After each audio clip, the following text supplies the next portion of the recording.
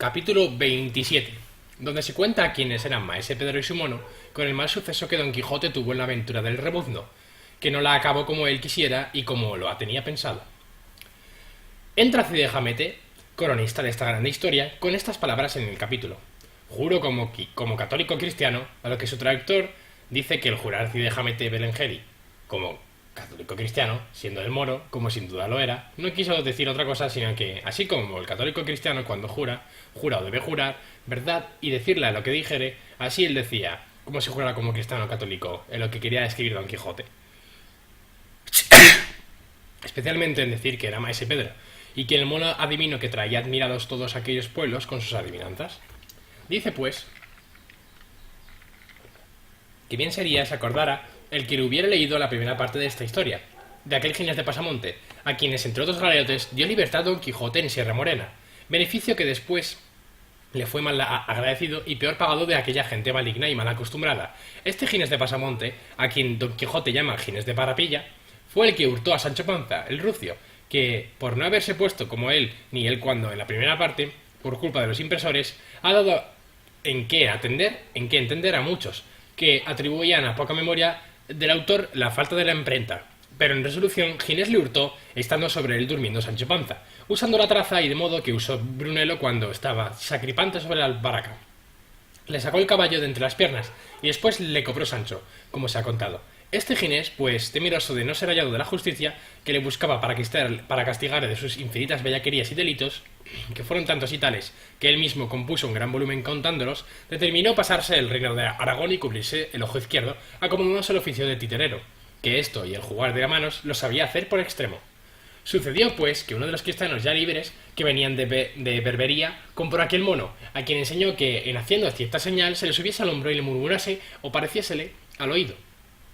Hecho esto, antes de que entrase en el lugar donde entraba con su retablo y mono, se informaba en el lugar más cercano o de quién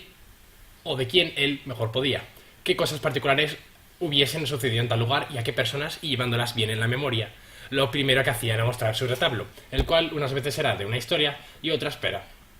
Estas alegres y recogidas así conocidas. Acabada la muestra proponía las habilidades de su mono, diciendo al pueblo que adivinaba todo lo pasado y lo presente, pero que lo de porvenir no se daba maña. Por la respuesta que cada pregunta pedía 2 reales y de algunas hacía barato.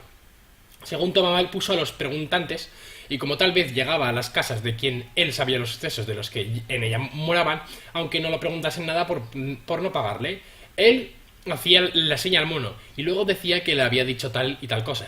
que venía de molde con lo sucedido. Con esto cobraba crédito inefable y andábase todos tras él. Otras cosas, como era tan discreto, respondía de manera que las respuestas venían bien con las preguntas, y como nadie le apuraba ni apretaba que dijese cómo adivinaba su modo, a todos hacía monas y llenaba sus asqueros.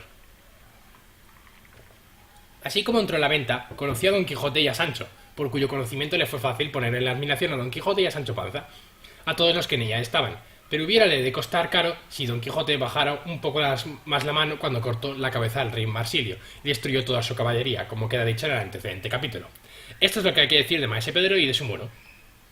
Y volviendo a Don Quijote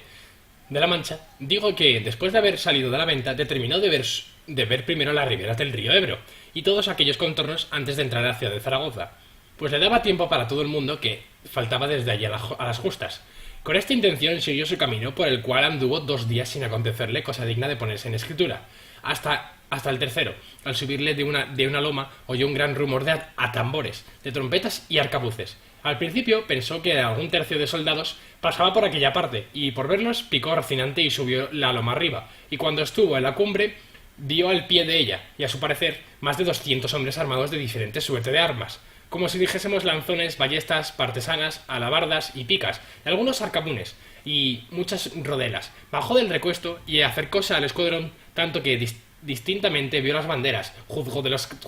las calores, y notó las empresas que en ellas traían, especialmente una que en un estandarte o jirón de raso blanco venían, en la cual estaba pintado muy albino un asno con un pequeño sardesco. La cabeza levantaba, la boca abierta y la lengua de fuera, en acto y postura como si estuviera rebuznando. Alrededor de él estaban escritos de las grandes estos 2 versos. No rebuznaron en balde el uno y el otro alcalde. Por esta insignia sacó Don Quijote que aquella gente debía de ser del pueblo del Rebuzno, y así se lo dijo a don Sancho, declarándole lo que en el estandarte venía escrito. Díjole también que él, que les había dado noticia de aquel caso, se había errado en decir que 2 regidores habían sido los que rebuznaron, pero que, según los versos del estandarte, no habían sido alcaldes. A lo que respondió Sancho Panza: señor, en eso no hay que reparar, que bien puede ser que los regidores que entonces rebuznaron viniesen con el tiempo a ser alcaldes de su pueblo, y así se pueden llamar con entrambos títulos, cuanto más que no hace el caso a la verdad de la historia de ser de los rebuznadores alcaldes o regidores, como ellos, una por una hayan rebuznado, porque tan a pique están de rebuznar un alcalde como regidor. Finalmente conocieron y supieron cómo el pueblo corrido salía a pelear con otro que le corría más de lo justo y de lo que debía ser a la buena vecindad. Fuesen llegando estos a Don Quijote, no con poca pesadumbre de Sancho, que nunca fue amigo de narrarse en semejantes jornadas, los del escuadrón le recogieron en medio, creyendo que era alguno de los de su parcialidad. Don Quijote, alzando la visera, con gentil brío y continente, llegó hasta donde el estandarte del asno, y allí se le pusieron alrededor de todos los más principales del ejército, por verle, admirados con la admiración acostumbrada en que caían todos aquellos que la vez primera le admiraban. Don Quijote, que los vio tan atentos a mirarle, sin que ninguno le hablase ni le preguntase nada, quiso aprovecharse de aquel silencio y, rompiendo el suyo, alzó la voz y dijo: bueno, señores, en cuan encarecidamente puedo, os suplico que no interrumpáis un razonamiento que quiero haceros, hasta que veáis que os disgusta y enfada, que si esto sucede con la más mínima señal que me hagáis, pondré un sello en mi boca y echaré una mordaza a mi lengua. Todos le dijeron que dijese lo que quisiese, y que de buena gana le escucharían. Don Quijote, con esta licencia, prosiguió diciendo: yo, señores míos, soy caballero andante, cuyo ejercicio es el de las armas, y cuya profesión la de favorecer a los necesitados de favor y acudir a los menesterosos. Dios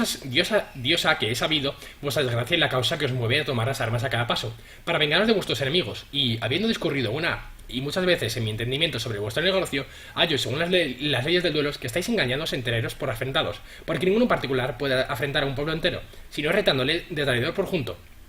porque no sabe en particular quién cometió la traición porque le reta. Ejemplo de esto tenemos en de don Diego de Ordóñez, de Lara, que retó a todo el pueblo zamorano porque ignoraba que solo Bellido Dolfos había cometido la traición de matar a su rey, y así retó a todos, y a todos tocaba la venganza y la respuesta, aunque bien es verdad que el señor don Diego anduvo algo demasiado, y a un paso muy adelante de los límites del reto, porque no tenía para qué retar a los muertos, a las aguas, ni a los panes, ni a las que estaban por nacer, ni a las otras menudencias que allí se declararan. Pero vaya, pues cuando la cólera sale de madre no tiene la lengua padre, hallo ni freno que la corrija.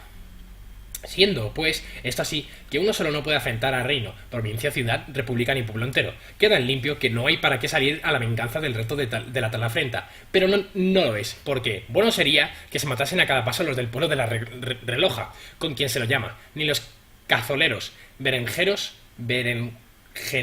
vallenatos, jaboneros, ni los de otros nombres y apellidos que andaban por ahí en boca de los muchachos y de gentes de poco más a menos. Bueno sería, por cierto, que estos insignes pueblos se corriesen y vengasen, y anduviesen continuo hechos las espaldas sacabuches a cualquier pendencia, por pequeña que fuese. No, ni Dios lo permita o quiera. Los varones prudentes, las repúblicas bien concertadas, por 4 cosas han de tomar las armas y desenvainar las espadas, y poner a riesgo sus personas, vidas y haciendas. La primera, por defender la fe católica; la segunda, por defender su vida, que es ley natural y divina; la tercera, en defensa de su honra, de su familia y hacienda; la cuarta, en servicio de su rey, en la guerra justa; y si le quisiéramos añadir la quinta, se puede, por contaros por segunda, es en defensa de su patria. A estas 5 causas, como capitales, se pueden agregar las algunas otras que sean justas y razonables, y que obliguen a tomar las armas, pero no tomarlas por niñerías y por cosas